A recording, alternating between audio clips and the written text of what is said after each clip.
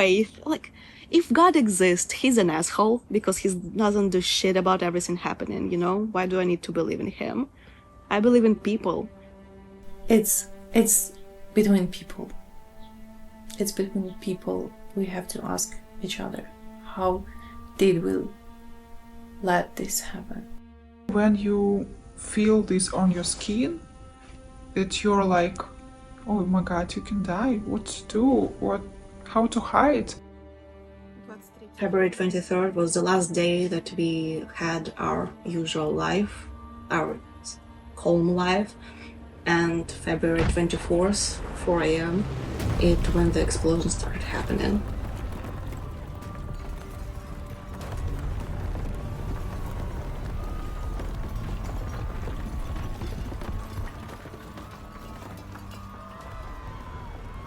Almost every night we have the air alerts and the missiles hit our cities.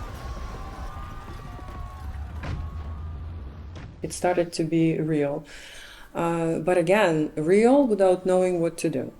I woke up at 5 o'clock because it was war starting.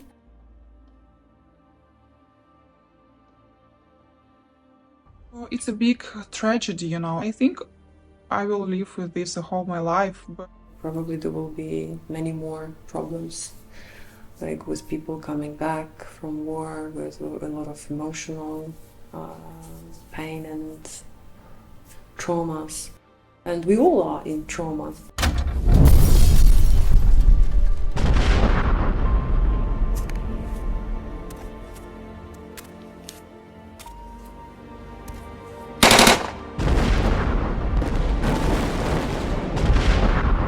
Because of explosion, I could hear and I could see everything because I lived on 22nd floor. Like I could see everything from my window. Like smoke and people started to run and sirens and cars. We woke up at 4 o'clock with my mom because of strong shooting. Something like a big bomb were very close to us. We tried to calm down. And when we heard the second bomb, we understood that it is a war. I was with my children and with my family and my grandma, and because we live so close to the main war zone, explosions were really loud, and it also was the first place where Russia attacked especially heavily. Called our friends and we tried to be together. So we came to the same flat and we stayed there a long time together. Ну, это страшно. It's horrible.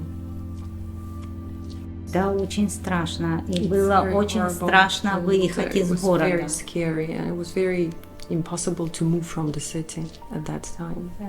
Мост был заминирован. The bridge was under explosion И over the bridge, невозможно было and it was выехать из impossible города. to leave the city.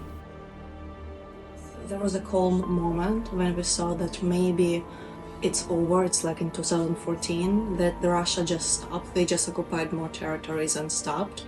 But in like an hour spent, everything was even worse than before, even more explosions.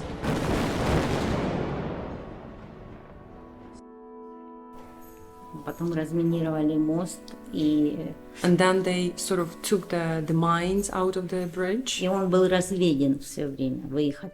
So it was disconnected, so it was impossible to move along it.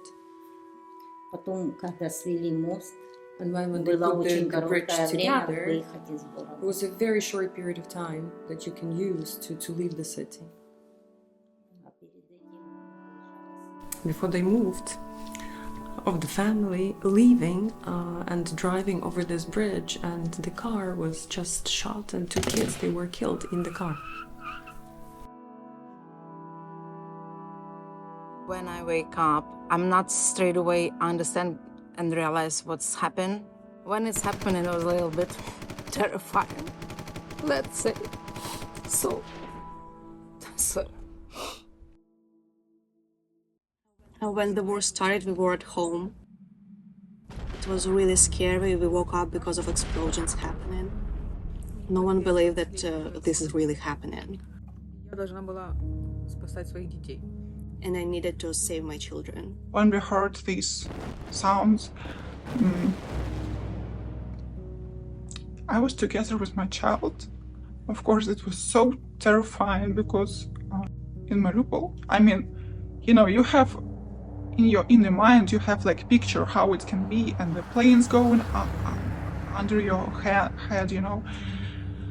I was at my home.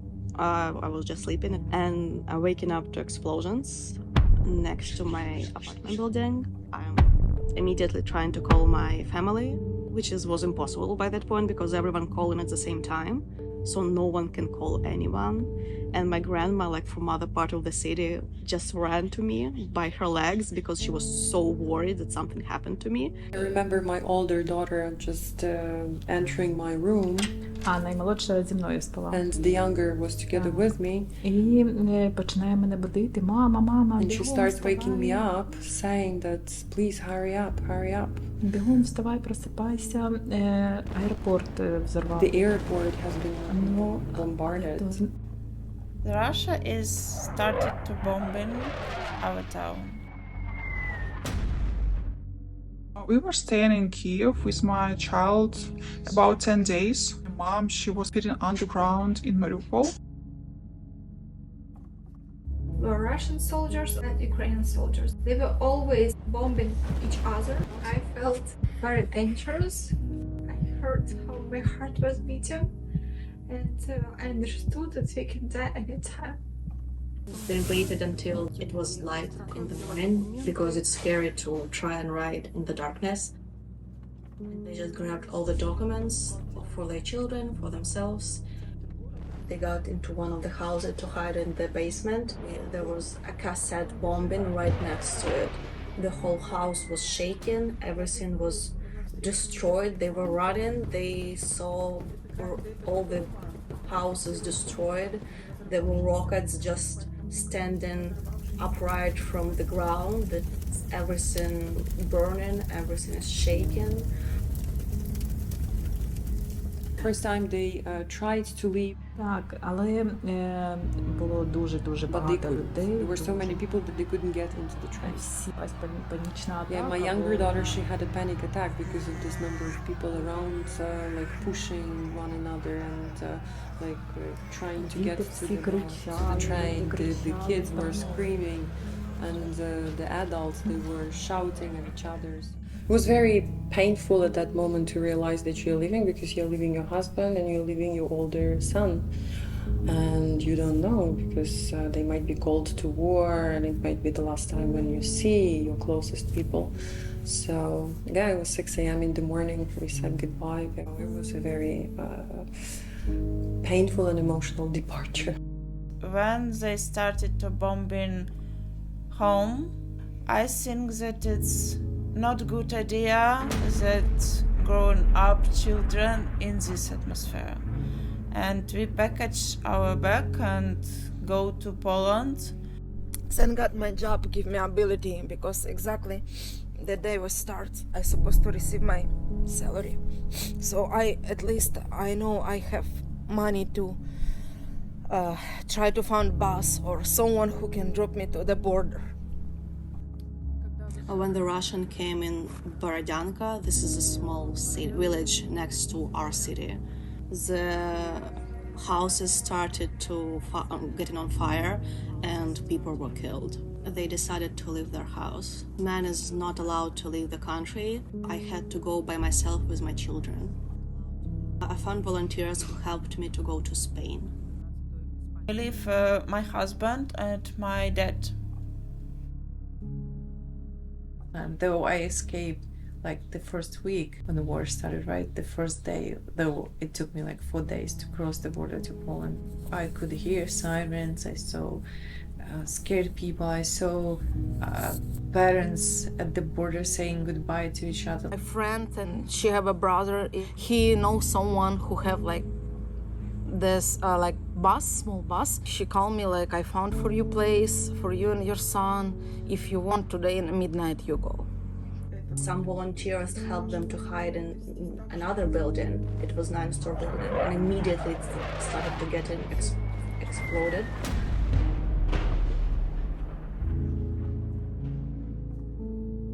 After they left, their house village were destroyed by bomb.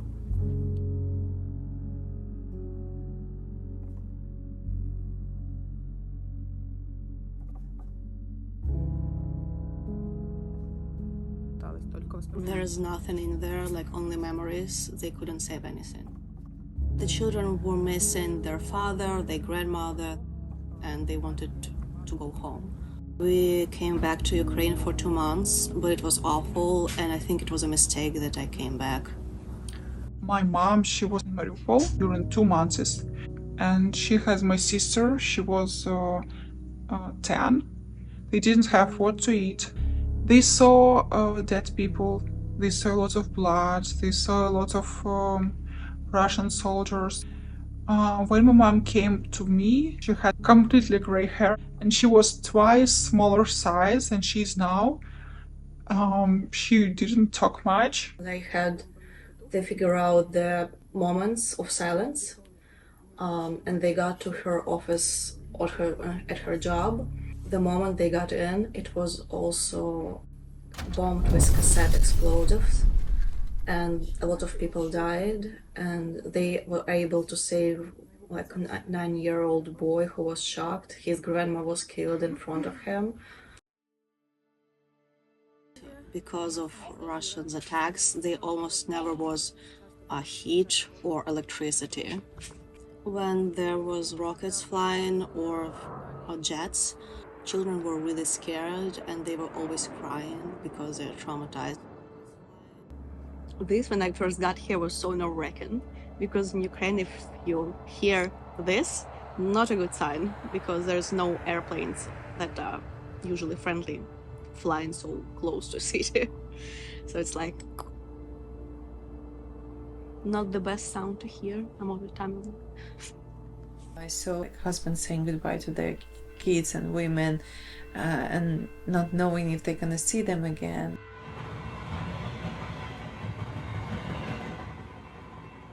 My father is a warrior. He's a soldier, so he was gone to war immediately, basically, because he's really patriotic and he couldn't bear to not do anything. So I was basically left by myself to provide for my grandma and my mother. My husband, he's a militarian. And when everything started, he was already in the field. Most guys who wanted to protect the country, they didn't have many weapons. It was really a big problem. And these militarians, they just called to wives. We were asking them, please find for me something, call to your friends and let's find some guns, maybe someone have at home. I was collecting things and goods, some medicines, some like first aid kit. I was just putting everything in the suitcase. In Kiev, at this moment, it was completely silence. And the government, they said to people, if you go outside, after maybe 6 or 7, you can be killed, even by Ukrainians, because we will think that you are a spy. My husband called me and said, my guys will come to you. And they came to my house. I just went out. It was completely silence. My heart was beating, so strong. I started crying. It was really, stressful. I saw men crying. Lots of men standing there at the border saying goodbye to their loved ones and crying. And it reminded me about the time when Germans were separating Jewish families, like parents from their kids.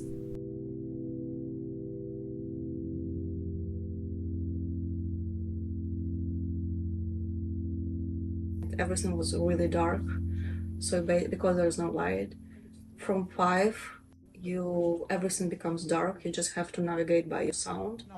After 10 days or maybe 2 weeks, I left Ukraine. It was really difficult to make it because still there were a lot of shooting. I decided to move to Portugal. I found it a pretty safe place. It was a Бо, hard journey. ну, практично всю ніч не спали, бо багато Didn't людей sleep the було whole night. в купе. A lot of people in the Всього. compartment, everywhere. Я взяла детей и поехала, оставила. She have to get her children, leave her husband, leave her mother and father, leave her friends and house and everything that she had to live with her children. She's happy that she got here and her children is safe, and this was the right decision for her. Our way to Poland was tough, and probably it's the most hard way I ever in my life, because it takes almost 3 days. No have time to sleep or feel comfortable, like lay down or eat. To understand you are in the identity of a refugee, the person who is running away from your country. It was painful. We also didn't know where to go, where to stop, where to start settling, so it was all in uncertainty. When we cross the border, my friends take me and my son for a few days. We stay in her apartment. From that, I travel to Scotland. It's a loop. My father obviously don't want to and can't leave. My mother doesn't want to leave my father. My grandma doesn't want to leave my mother. And like, no one wants to leave anyone.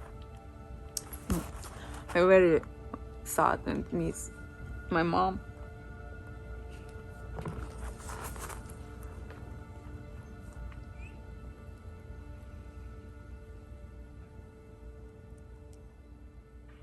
Okay. The daughter on the border, so she asked the mother, so which city are we heading for? And like Polina said, I don't know. It doesn't matter because they hadn't been to Poland before. They don't know any city. Дочка, внучка, My мама daughter is 81 together with me, my mother is 81 years old together with me, and my grandkid, 11-year-old. So they were choosing like from nowhere and not knowing what to expect there. Дорога по Україні. And the whole journey was very difficult along Ukraine. Так, ну і So they were walking across the border. And in Przemysl, this is the first city in Poland, so they decided to go to Krakow, and they arrived in this city of Krakow.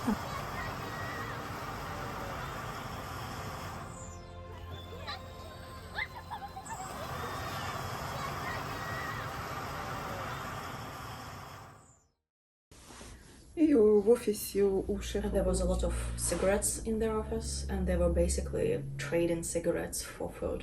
There was no heat, there was no power, there was no food for a lot of time. Sometimes there could be like no electricity for like 2 days. And I was just sleeping most of the time, just sleeping through everything.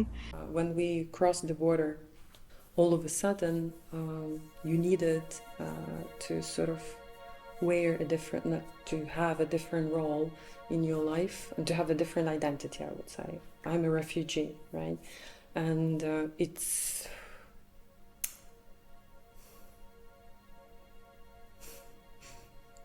different. Yeah, it's just like transforming your identity.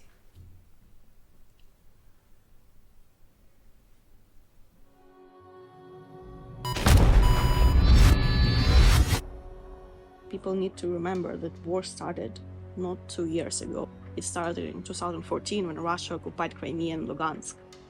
And if people knew history of Ukraine, they would knew that we were enslaved by Russians for a long time.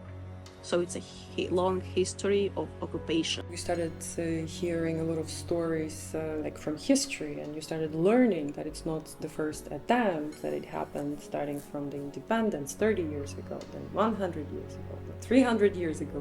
And the story starts with 500 years ago, that imperialistic sort of a hunger of Russia. So it was always like since the beginning of the Soviet Union, Russia killed Ukrainians. People don't know about what Holodomor is, which basically man-made genocide of Ukrainians by USSR government. From what my grandma told me, because she survived the Second World War. People were trying to make food from what they could find on the fields, like grass, anything what was left after fall season of the harvesting. And some of them were even eating dogs, cats. After there nothing were left, they even could eat their own kids. There was no way they could survive. For those who really wanted to survive, they had no choice.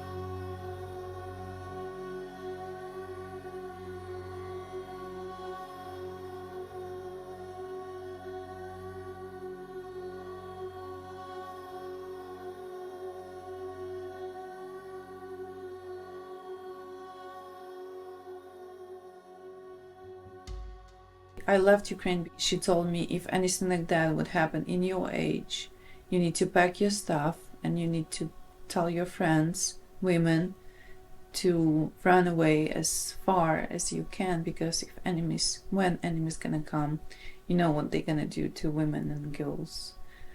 So that's what I did.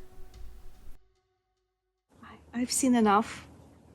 I don't believe in humanity as it is, because when you're seeing someone raping 4-year-old boy or girl, you kind of lose your faith in humanity. City workers continue to work around the clock. Winter is setting The cold winter is upon Ukraine. Power outages grip Ukraine To while the rest Ukrainians of who Europe survived stays Russia. The cold winter is upon Ukraine, providing utilities utilities to to Ukrainians who survived Russia's recent attacks. Power outages to Ukraine while the rest of Europe stays. Outages grip Ukraine while the rest of Europe stays. Over 3 million Ukrainian citizens are left without power and water. Power outages are random and can last up to 8 hours. Power outages have been attributed to more Ukrainian deaths. It is tragic what has happened. Many have been wounded and killed. I offer my condolences to those who have lost relatives and close ones. Our electricity and water supply is being repaired. Rescue services and electricians, workers, local authorities. Everyone is working together towards our immediate needs. We will rebuild everything. We will persevere because we are an indestructible people.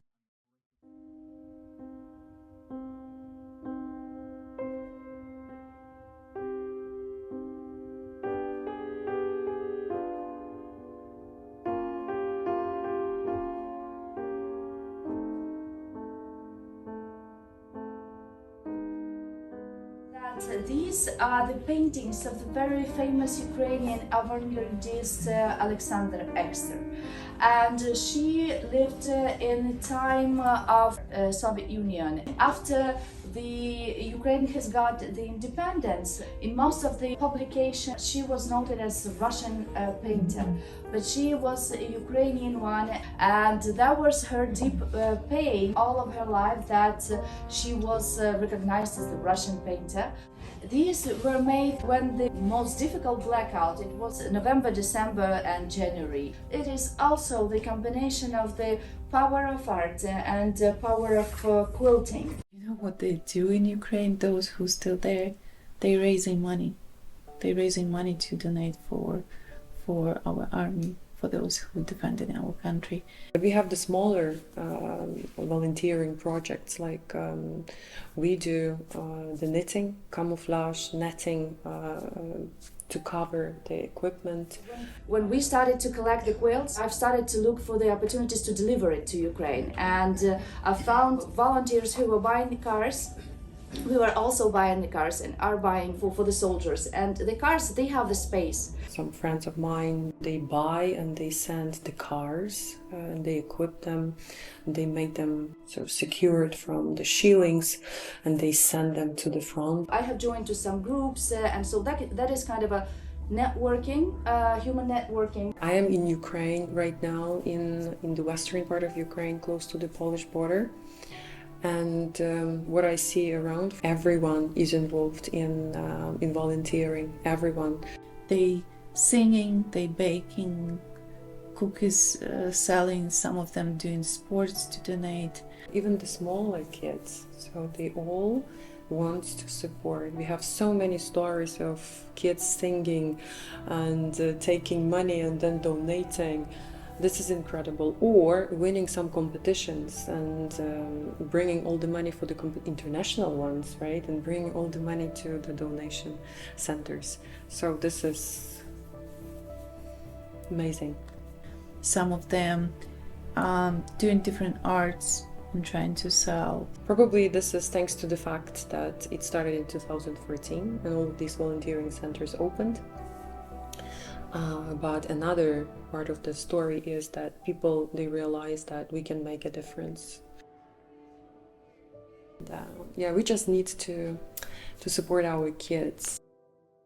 If you would talk to any child who can speak already, they will tell you in details what they have survived, what they have been through. They're not children anymore. They don't have childhood. Of course, as any parent, we feel more like your child is, you need to protect them. I miss my dad, and my dog, and my kid. And I miss my bird. His color red and green. Miss my relatives, my dad. It's a little bit difficult to live here when you know that in your country is war. He missed from her father and Harry went home. And all time he asked, when we back home to Ukraine? I want to see my father, I want home. Some people, they go back to Ukraine even now and go back again to Europe very fast because it's very dangerous, you know. I never expected myself to leave. And for me, like from the beginning, we don't want to leave. Some of them won't go back because they are old and they came here to stay with their kids and grandkids. And I think it's most difficult for them being away from home, where you were planning to die and be buried. I think it will be so hard to me to see Ukraine how it is now. Still have a lot of relatives there, have a lot of friends. Everyone choose his own way, and our position is that we want to live in Ukraine. And imagine to start from the scratch your life in a different country, then leave everything again and go back when your own country is not the same anymore. Nothing the same anymore. She had to leave her family, which is hard for her, and she needs to start everything from the scratch. If I have to choose between dying and starting everything from scratch, I would choose dying instead. It's the situation which depends on our countries like Ukraine and Russia, but yeah, I think when the war is over. It's very dangerous to go to Ukraine now. I don't want to hide again. She is not ready to go to Ukraine now because she feels really big stress. Russian is bombing. We listen in news and no, not now. And all time it's not now. But I really want to go and I really miss Ukraine. Miss my people. Yeah, every of us would love to go back. I want to see my parents so desperately because they're so old. One guy, he was asked the question, how do you tolerate people? And he said, I have love to them, I have compassion and understanding. How would you tolerate then Putin? He's not a person, he's not a human, so how can I start tolerating? Russia is trying to steal every single thing that they can from occupied territories, and he wants to be superior. I think that Putin is a psychopath. The president of Russia is so terrifying. I think he's a sick man. What he do, it's so wrong, and so awful. She doesn't think anything because this is not a person, this is a monster. He doesn't deserve to even think about him. Так і скажи. He's just not normal person. Чи у вас є якісь почуття до Путіна?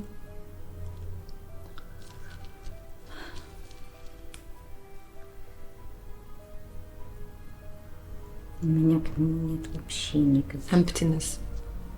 Just nothing. I wish he and his people, Russians who support that, feel and have the same experience what we feel. He's deaf and blind, so he cannot hear, he cannot... he's not a human. People with normal mindset would never do that to other people, other human being. You know, such people, they want to be huge. They want to be big influence. I mean, after he died, I think that he wants to be memorized in the where Lenin probably near him. Я думаю, нет. She also thinks that he don't believe in God. Переживать за содеянное People должны. who believe in God must be open, peaceful, friendly, and must answer for what they do. I've been through so much stuff in my life, and my faith in God never been shaken. I exactly believe in faith. We pray. I never stop believe. I even more pray, even more believe, you know. Вера остается. The faith remains, of course. Can see that even in this bad situation, in the end, we will see God's glory in Ukraine and in Ukrainian people. On the one hand, they are very good. On the other hand, they are very, very suffering right now. It's like a mental torture, basically, to leave everything behind. I did think about it that it's going to bring me back every time because people, when people come, they want to talk. You're asking them about this. What do you want to understand? What help they need? You're trying to hear their mental situation. About 2 months, I cannot spend any evening without crying. Every day after March 6th, every day she remembers, because this is something you cannot forget. Many of them are really, really affected, and it's not going to be possible to erase these memories and experience, especially whose husbands and sons still fighting there, and they lost everything. No properties, nothing, no houses, apartments. Nothing at all, no businesses. When you stay in a room full of people, you can still be lonely because you don't have someone you can share all your feelings or all your problems, because technically no one's care. I remember when we arrived in Spain, one day I woke up. I was like, what happened? I cannot see. Called my brother, like, take me to the doctor because I cannot see well. We went to the doctor and they examined me. Then they said, everything is all right. Probably this is stress. You don't want to be like negative person, like share like struggle or pain or stress. And no one actually knows how you feel deep inside. I'm such person who starts to panic at once. Some other people, they are calm. They can create a plan what to do. They say, always ask like, how are you? And you say, sure, I'm all right. You put a smile. You try to be so kind and take this person who not deserve to be involved in your darkness. I remember the horizon of planning one day, so I don't know what was happening in my brain, but I could only realize that I woke up good, what's going to be for breakfast, what's going to be for dinner, and that's it. And what's happening tomorrow, it didn't exist. You don't have anyone who you love or who knows you like so deep. Not your parents, not your closest friends.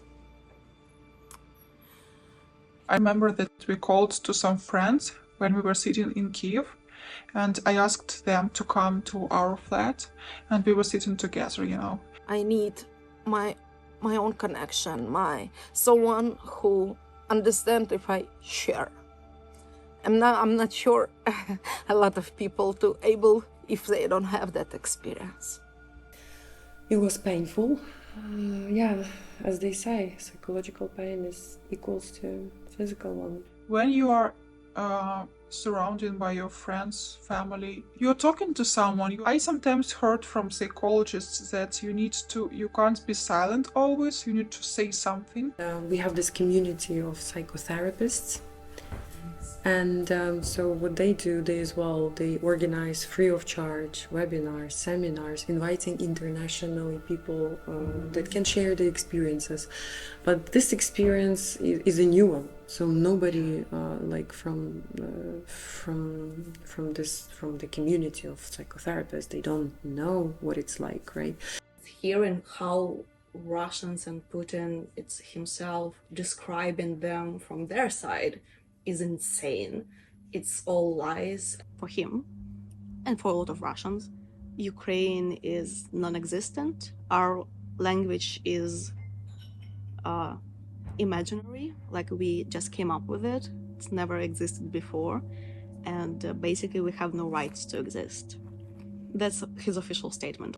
Our position and position of my parents, we're not going to work under Russian flag. It's not only about farmland. They want just to put their military base there, to have gas, to have oil, to have access to our land. But it doesn't make sense only land. It's basically because we didn't obey in 2014. We didn't give up our country to them from very beginning of this war. Yeah, they took away the life. They give away your land to stop the war. Why would they think it will stop anything? Russia already took our parts, and it didn't stop them from trying to occupy more. Russia all time thinks that Ukrainian is a part of Russia. And when you listen historical facts, you understand that Ukrainians started early and then Russia. But all times they change history. They say that Russia it started and then Ukraine. Oh, we're brothers and sisters. No, we're not. And we never were. Because we're so different. If you go to Russia, to any village, like, I don't know, 30, 50, 75 miles away from Moscow, what you would see there? Everything is broken, everybody is drinking, nobody is working. I think that war shouldn't start to begin with. It should be talking before war. And in the 21st century, to start the war is just insane. Ukraine is fighting not only for our land and our country, our people, we're fighting for all Europe and maybe even for United States, because Alaska is not so far from Russia. And people forget that Ukraine wasn't the only one who was occupied by Russians. It was Georgia, it was other countries that's like next to Russia, and Ukraine at least have some Europe. Georgia or Armenia doesn't have anything to protect themselves from Russia, which is insane to think about. And of course, the truth, we are on the side of truth, and truth on our side.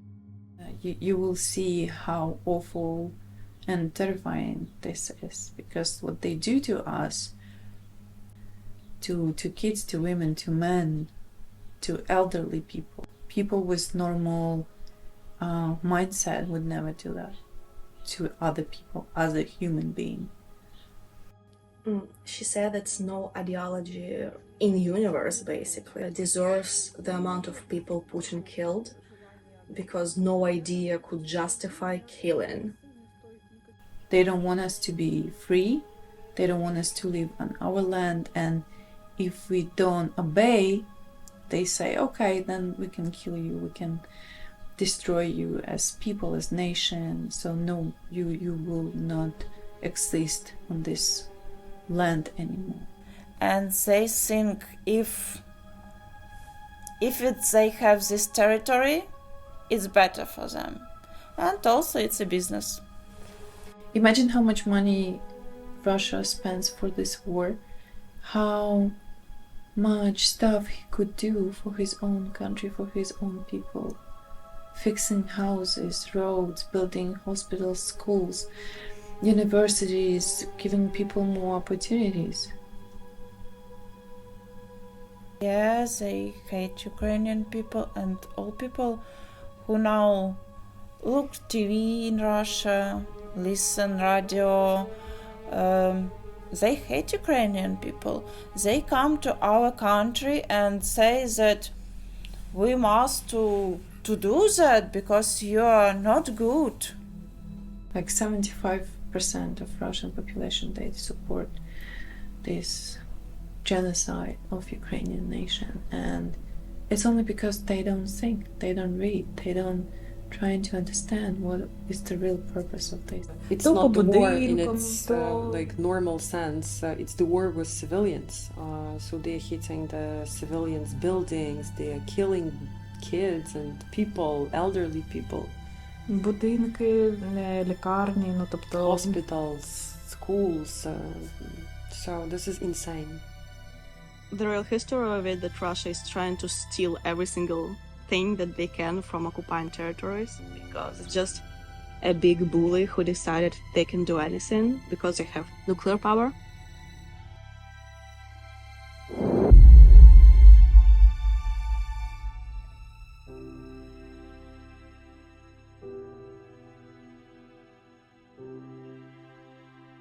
Who would send people to die?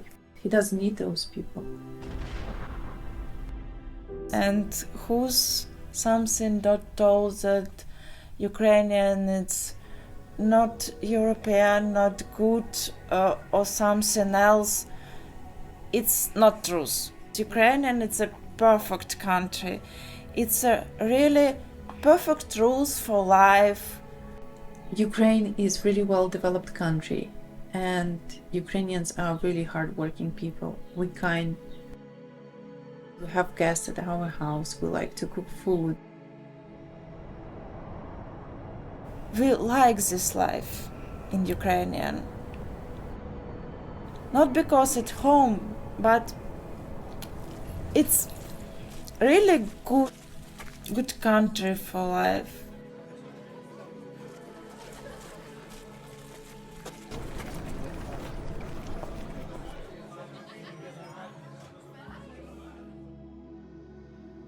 If you would go to Ukrainian village, you will see, yeah, house can be old, but it will be clean and really nice maintained, and you will see people working in the gardens, trying to grow their own food for themselves.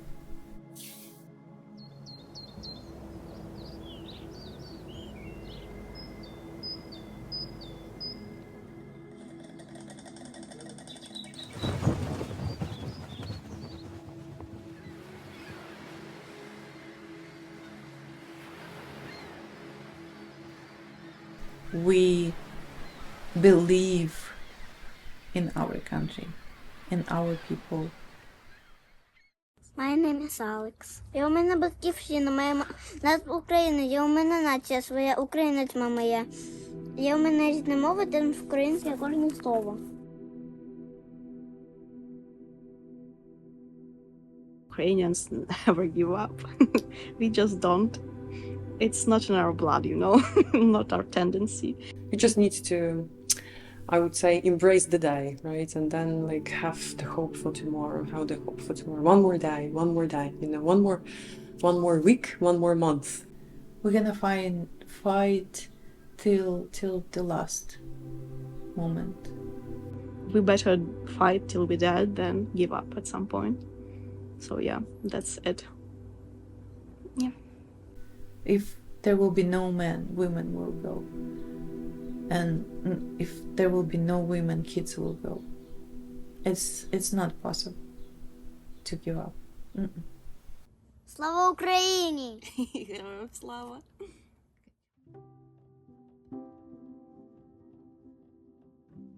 My name is Anna from Ukraine.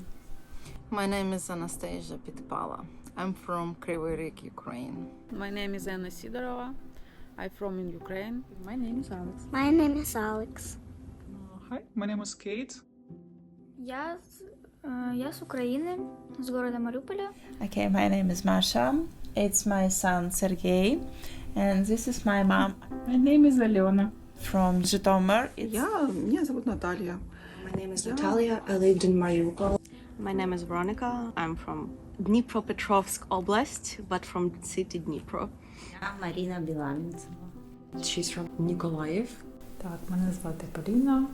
My name is Polina. I am from Dnipro, Ukraine. My name is Anastasia. I'm from Dnipro. My name is Natalia Zahayska. I'm Ukrainian.